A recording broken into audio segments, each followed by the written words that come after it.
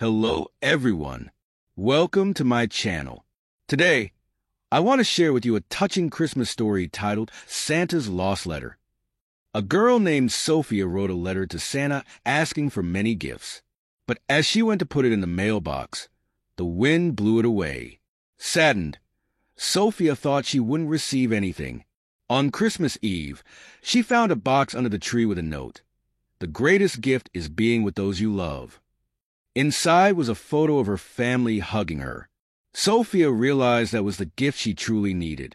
Moral: the true magic of Christmas isn't in what we receive, but in valuing what we already have, the love of our family. I hope you enjoyed this heartwarming story about Sophia and the true meaning of Christmas.